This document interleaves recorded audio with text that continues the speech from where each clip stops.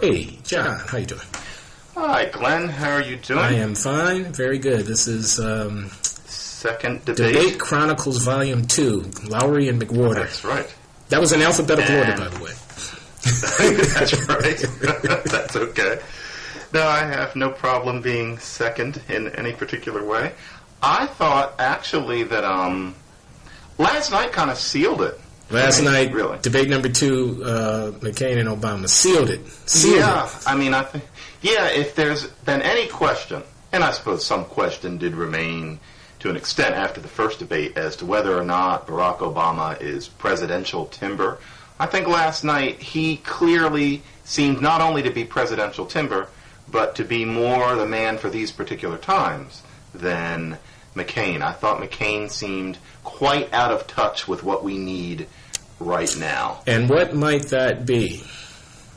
Well, John McCain is a man who is primarily motivated by pork barrel spending, by geopolitical negotiations, and not just with Muslim countries, but in general with the international scene. It was interesting how the tempo of his speaking went up most when he talked about Russia. Yeah, it was clear that that's what really moves him. That animates him. And finally, usually, deregulation. It's a principle, and it's something that really excites him.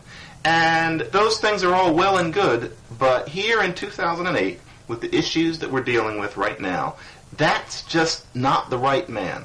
And watching Obama, who's clearly more interested in domestic issues and more interested in learning new things, it just seemed to me that history would judge this country ill if after that debate it was decided that McCain was the one who was better poised to run the country just because he's older.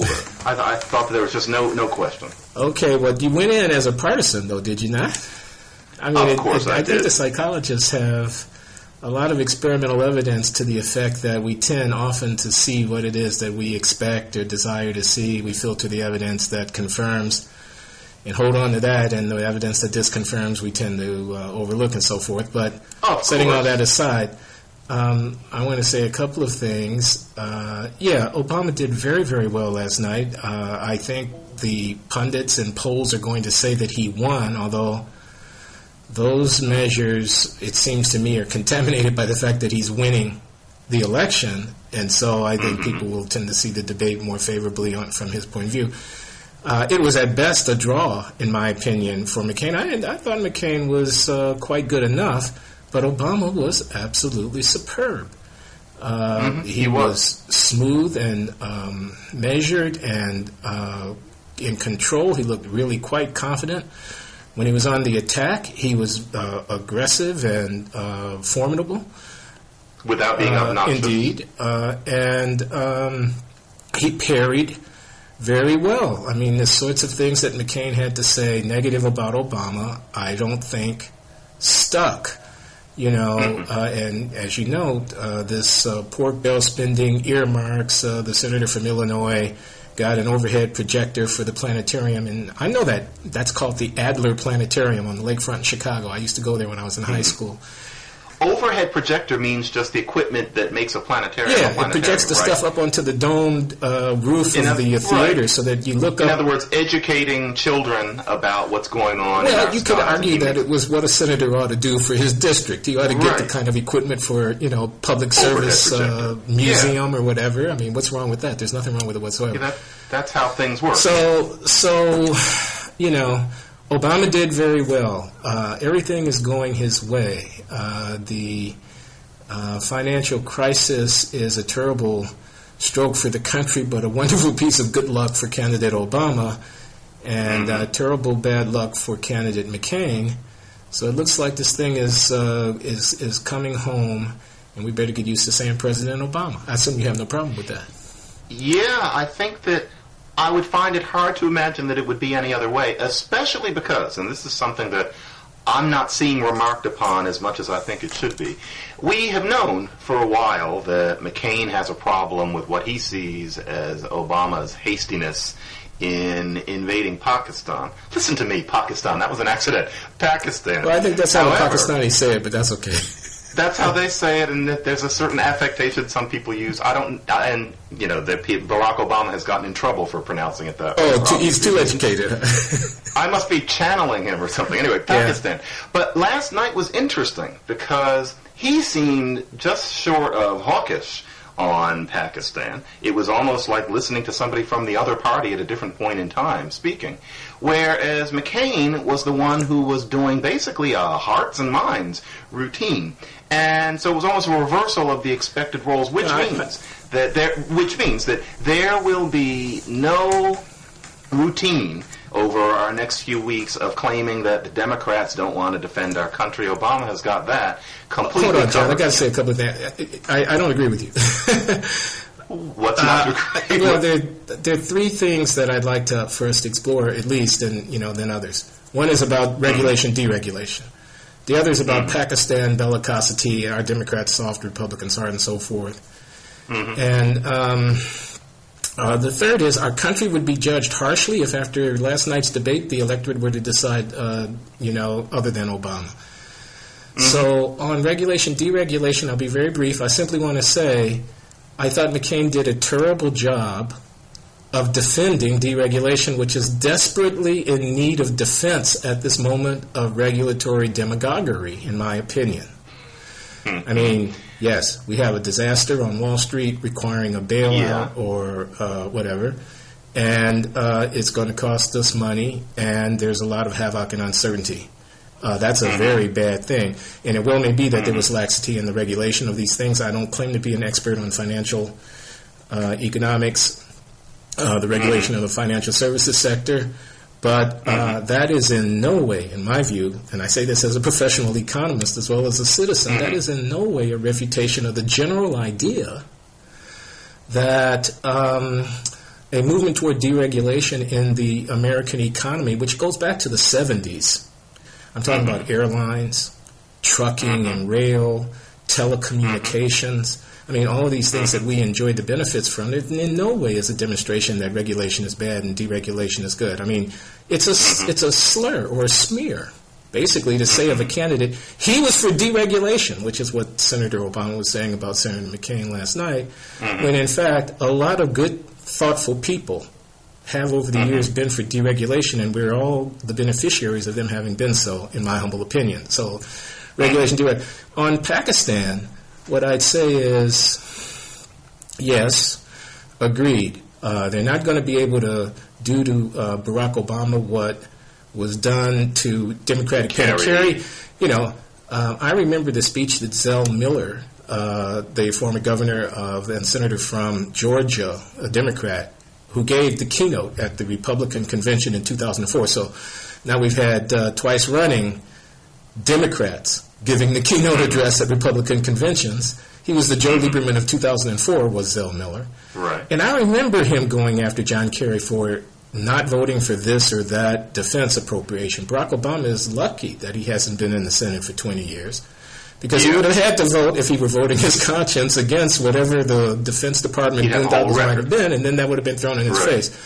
But in any case, I remember that, and yes, candidate Obama has positioned himself shrewdly so as to ward off that attack. And he's been able to do so, in my opinion, because of the fiasco of the failed invasion of Iraq, and has adopted this posture that it was the wrong war. I'm not against wars, I'm just against dumb wars. That's a good line. And given the situation on the ground, it's been working, and I expect it to continue to work. But I just want to say this. What I heard when I heard John McCain say, I wish that you hadn't said that, I don't think it was wise to say that, was our relationships with the state of Pakistan, and more generally with the people of that region, are extremely important and are delicate. And it is unwise in the extreme during presidential contest for someone who might end up being the commander-in-chief to speculate openly about violating the sovereignty of, to hell with what they may think, if he's in there, we're going to go and get him. All that tough talk is very unwise. It's a little bit like the John McCain who said that the fundamentals of the economy are strong, when a responsible person might have said exactly that in order to ward off, the possibility of panic. a reassuring word from the people in charge that not to worry, you don't have to run to the bank and draw your money down. We're basically okay, but this thing has to be dealt with, is a prudent thing to say. So, too, it might be prudent to talk softly and carry a big stick, as McCain was saying in that debate last night. But politically, he got his clock cleaned. Yeah. And then I finally want to deal with that third thing, which is, there's only one way that a sensible person or a sensible nation could decide this election here. I don't agree with that, which is not the same thing as saying that I'm voting for John McCain, but we can come back to that. Mm-hmm. Well, I think that what you're touching on is a function of the fact that, as always, there are two ways of looking at all of this. One of the ways of looking at it is in terms of sound bites and high pragmatism and red meat and people who are only following so closely. And then the other way of looking at it is for those of us who are stroking our beards, so to speak, and thinking about both sides and analyzing, etc. And so when it comes to, for example, Pakistan, certainly what McCain said made perfect sense. He could certainly write that is an argument.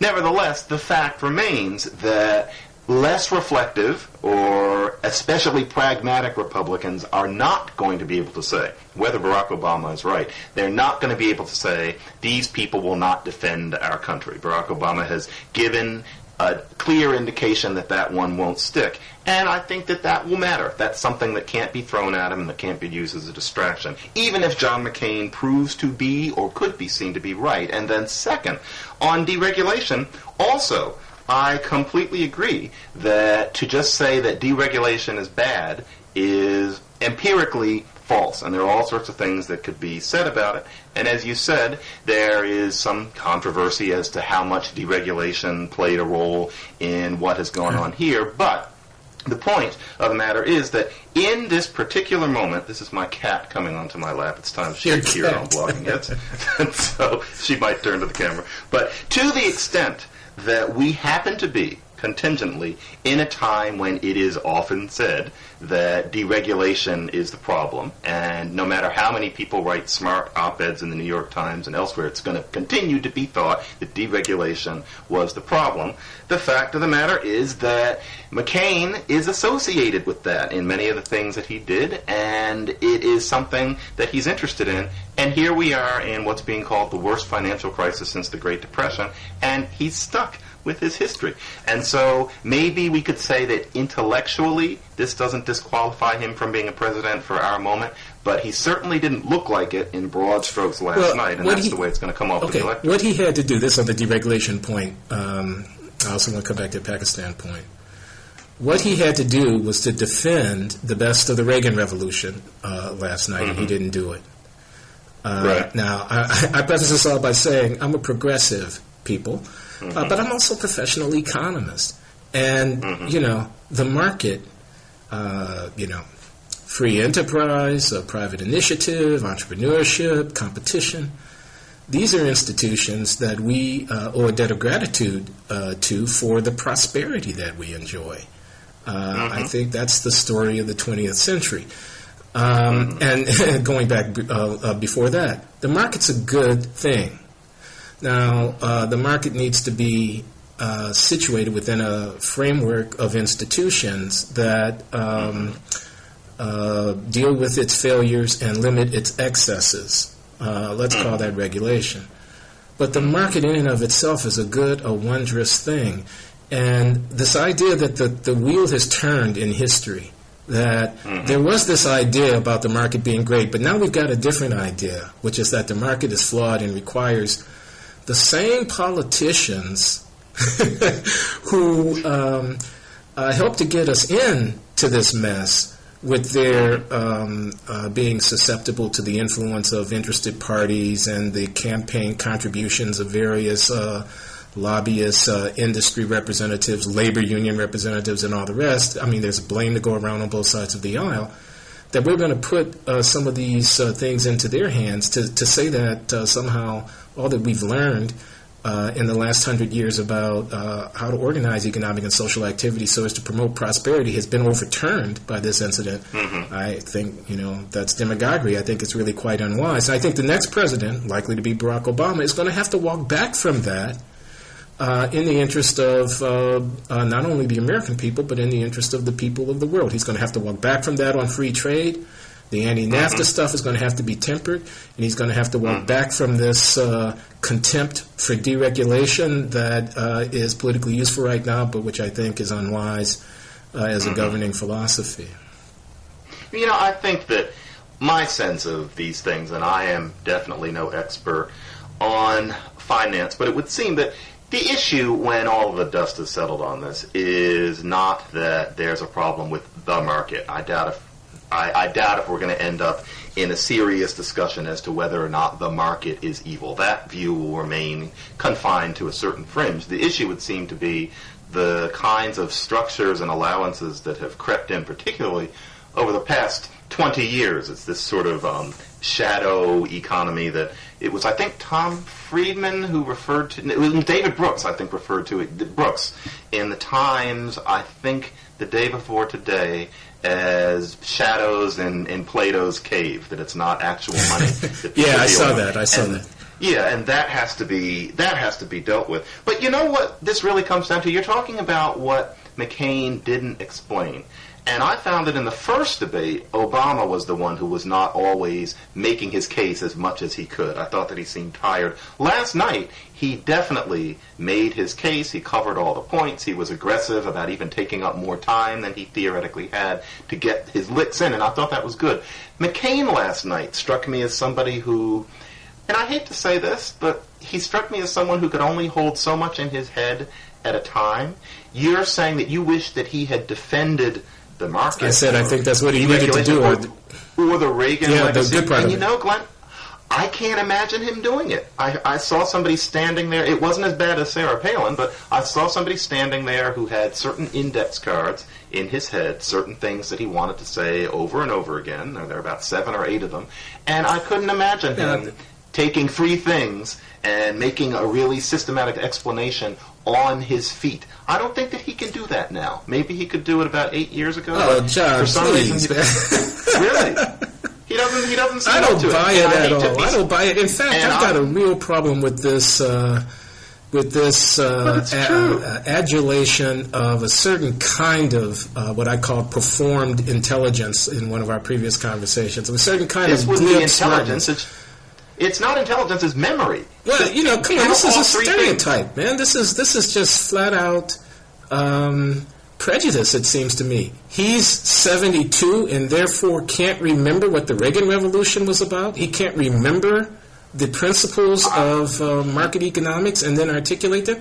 I don't think it's about his cognitive capacities.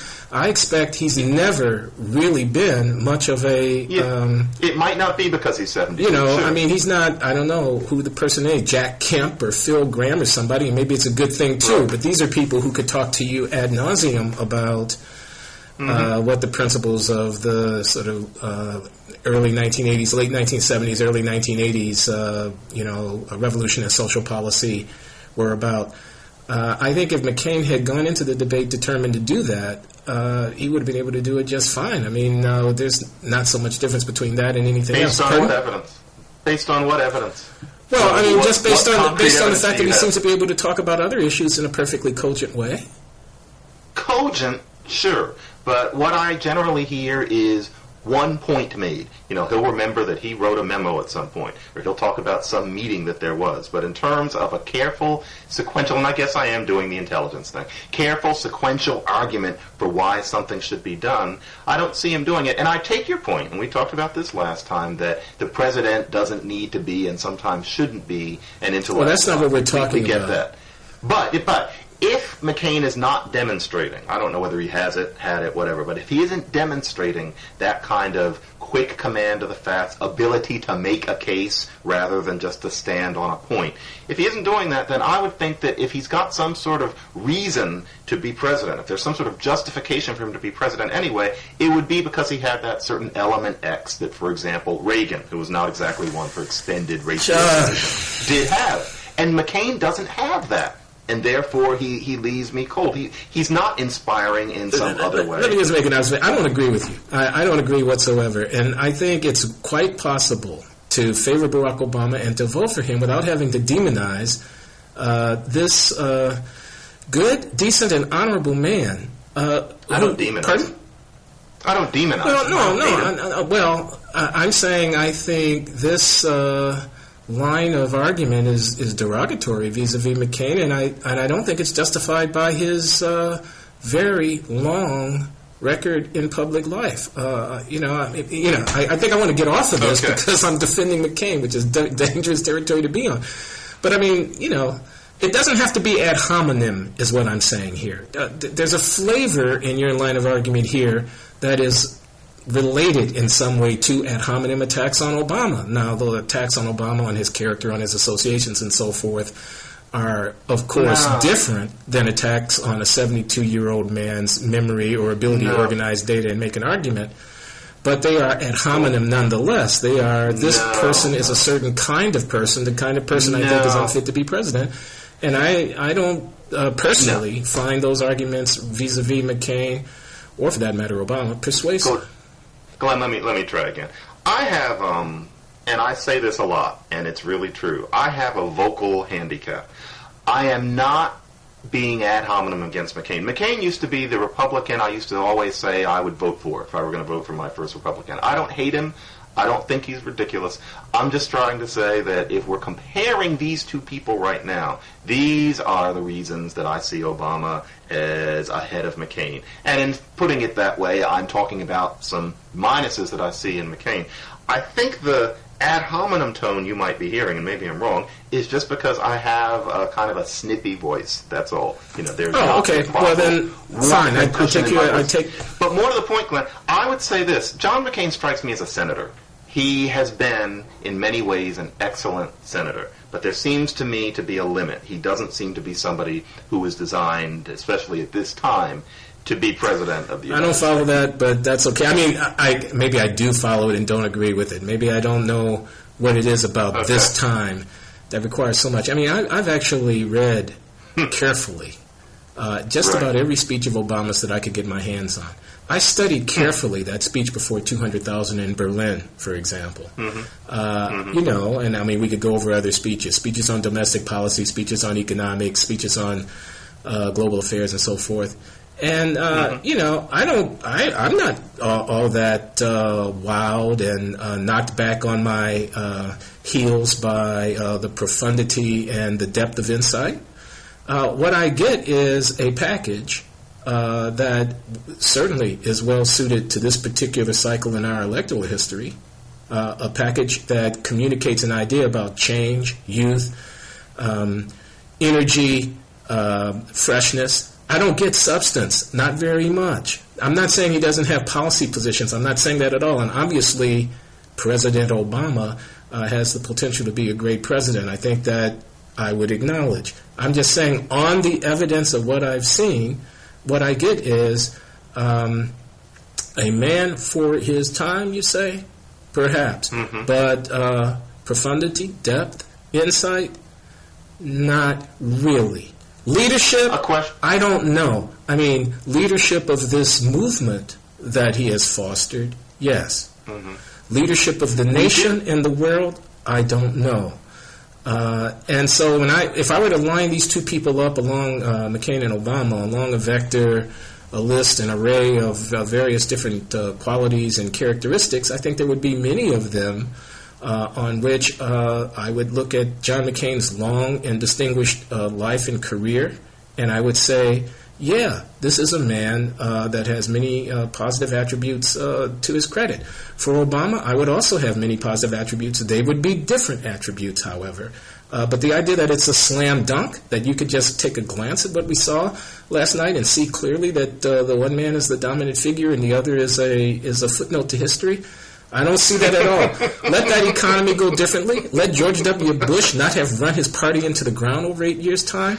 I think we'd have quite a different story here. But I don't think John McCain is. So there, I'm defending John McCain, full-throatedly and wholeheartedly, because I just find these dismissals of him intellectually deeply unsatisfying. Glenn, what is your comparison? I mean, we do hit our themes. I mean, okay, if you read an Obama speech, you realize that delivery means so much. Language is a funny thing. Race is a funny thing.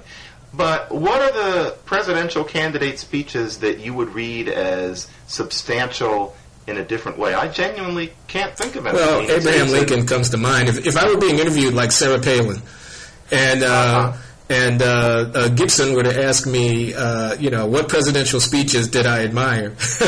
I could name George Washington's farewell address. I could name some of the speeches that Abraham Lincoln's second inaugural is going to be right up there, and so on. And I could probably name a few. Intellectual and spiritual profundity? No, what I mean is, what's his vision of the world order in the 21st century?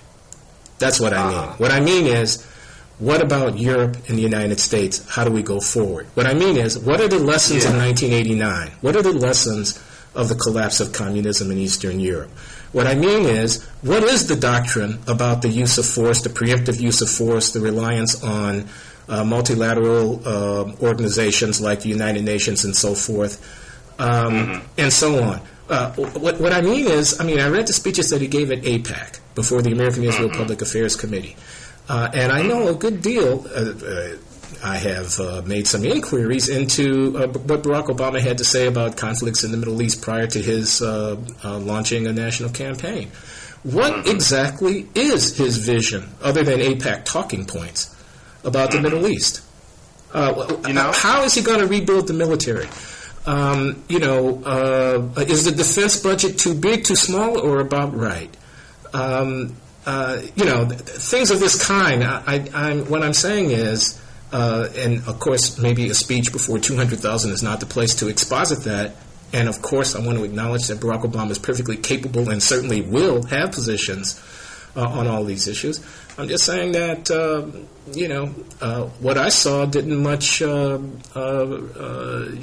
impress me about the depth of a comprehensive vision on these things.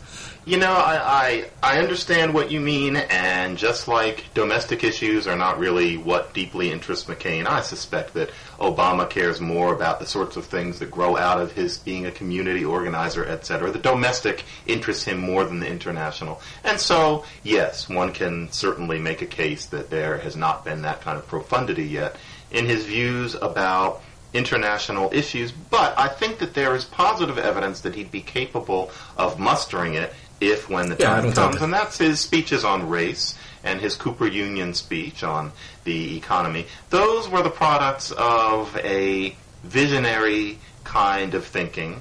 I think anybody who wrote the kind of prose or tried to engage in the very philosophical musings that, say, a George Washington or an Abraham Lincoln would not be able to get their message across, because the way we use language has changed so much. Those are basically written documents that were read. That's not how things work now. Oratory has changed. But I think Obama could certainly gives evidence of being able to do that. I want to be very clear about this. My long litany of what I didn't see was only to defend my position against yours, that this was a slam dunk. There wasn't any contest. You look at the two men. One of them is obviously the man for our time. The other one is obviously not. I don't agree with that, and the reasons were what I was enumerating. Glenn, can you honestly say that, based not on thinking about McCain as a 72-year life, but McCain for 92 minutes last night, and then Obama for 92 minutes last night, not as the person who has aroused various questions in you before, and maybe that's a vacant intellectual exercise, I don't know, but can you really say that during those 90 minutes you saw McCain's performance as in any way equal to Barack Obama? Yeah. I thought that McCain did just fine in that debate. Unfortunately, he had to do much better than just fine. I don't think it was some Just obviously fine. dominant. McCain wasn't stammering. He wasn't incoherent. He wasn't without substantive argument.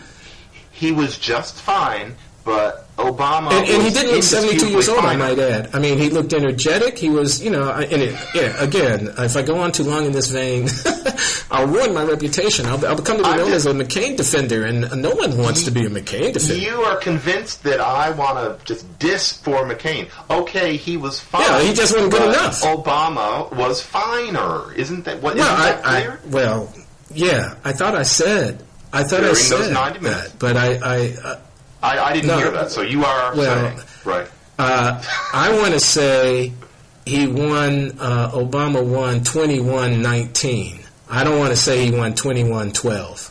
Okay? Something like that.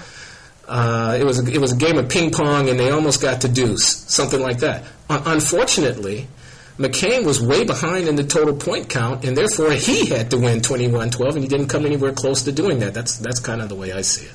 It was more like 21-12, and that's partly because McCain had some real howlers in there, like the $5,000 health subsidy, which would, be less than half of what many people would need if they were off employer-based care, or Social Security, the way he was talking about how he has a plan, and kind of carefully stepping away from the fact that, let's face it, that plan would involve relying on this returns us to the market, which today is something that he would have to work hard to convince a lot of people to depend on based on perceptions of what's happening. Those are things where I really thought that he lapsed. These are things that you can just call. I didn't hear as many of those sorts of things in Obama. And so that, as I was doing my notes during the debate, I kept on writing, but he didn't mention this.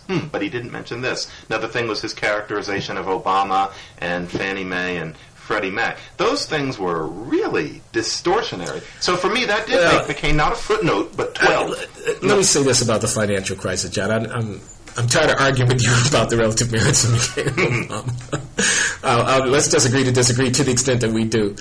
I want to say that I have tried really hard over the last few weeks to understand as best I can, given that I start with some knowledge of economics, to understand what's going on. And what I get out of this is that in addition to this, as David Brooks put it, these really complex, mathematically arcane, multi-layered, highly leveraged financial contracts that end up getting traded, these collateralized debt swaps and all this kind of mess. In addition to this, and the trouble on Wall Street, there is also the fact that a lot of loans were made to people who were not in a position to pay them back. And this was partly a result. A huge long story about this in the New York Times this past Sunday, interviewing this fellow, Mr. Mudd, the son of the CBS broadcaster Roger Mudd, who had the misfortune of being at the helm of Fannie Mae as everything has imploded. And it goes into a lot of the details, but I've looked into this and talked with my colleagues and so forth. A big part of this is that a lot of people got loans that they probably oughtn't to have gotten, that an unregulated market never would have made, that were made because these huge financial institutions, Fannie Mae and Freddie Mac, stood ready to purchase those loans from the banks who made them and get them off of their hands. And they were ready to do that because they were being pressured by Congress to make more money available to low-income and minority home buyers in order to extend the dream that every person can have a home of their own further and further into the working class. Now, that may or may not be a good idea. I mean, we already have huge subsidies to home ownership for the middle and upper class with the interest deductibility, the mortgage interest deductibility, which makes owning a home relative to renting much more attractive because you can deduct the interest on the mortgage from your taxable income. But there were many Democrats, as well as Republicans, involved in all of this. And the point that, the guy that Obama wanted to head up his committee to pick a vice presidential running mate for him and who had to step down amidst controversy was a principal at Fannie Mae. Or the fact that Franklin Raines, the African-American executive who was running Fannie Mae for some time but ended up having to leave under a cloud, is close to the Obama campaign, a big-time Democrat, and so forth. The fact that Barney Frank, in an earlier incarnation, was actually criticizing the people like John McCain, who wanted to bring a little bit more discipline and order to the effort to promote home ownership amongst modest-income people by strengthening and the strictures and so forth, and was opposed on the grounds that this was, something that was unprogressive and against the interest of modest-income people. All these things are just true. So as we rush to elect Barack Obama president, let's not rewrite history. I mean, we actually have something to learn from that history lest we repeat it again. It wasn't just a lot of corporate CEOs also. I know I'm going on too long, and I apologize, but let me just get this out. It's okay. All this demagoguery about how much somebody is making, right? These CEOs, I mean, that doesn't sound like demagoguery to you? That doesn't sound like the easy thing to say in the middle of a political campaign? Somebody made $100 million, therefore let's put their poster up on the wall and throw a dart at it? I mean, we were enjoying the benefits of these CEOs doing their jobs all along the way until we got to this crisis. Yes, of course. Are they paid too much? Perhaps. Is there sufficient corporate governance so that the boards of directors actually make these paid decisions on the basis of the interests of the shareholders? Perhaps not. Is there some reasonableness to the view that we won't allow public monies in a bailout to go into the private golden parachutes of executives? Sure, all these things are true. But the idea that people who run huge multinational companies make a lot of money is just like the idea that someone who hits a baseball very well makes a lot of money. There's nothing wrong with it as such. I have always thought that the attention paid to that issue was a kind of circus business. It's the sort of thing that is a red meat point that you can use to rouse people. And you know something, Glenn, I completely agree with you about the shady mortgages. And it does force a paradigm shift. I mean, it wasn't so long ago that I myself was singing of how important it was to make these sorts of loans to low-income people because of how important it is for a family to have a house. And really, the fact is, I was talking about very often just the sort of thing that we now know as the evil subprime mortgage. And I'm going to change my tune on that. I think that we do have to learn about that kind of thing. And so we're in complete agreement there. There was a time when Fannie Mae and Freddie Mac were muffin words. They were supposed to be so good for the common man. You're supposed to get all happy inside, like when you hear the words affirmative action. And the fact of the matter is that it's not true. But Glenn, there is a mundane issue, which is that I have to go get on the train and teach the New Testament. Well, and so I think we're going to do this again next week. I take it or something, right? Yeah, I think after the next debate. After the next one, we will do it again. And that one will be counting really fun. Down to Election Day. Yeah, it's almost here, and we'll be here to talk about it. So, Glenn, I will talk to you very soon. Take care, John. You too.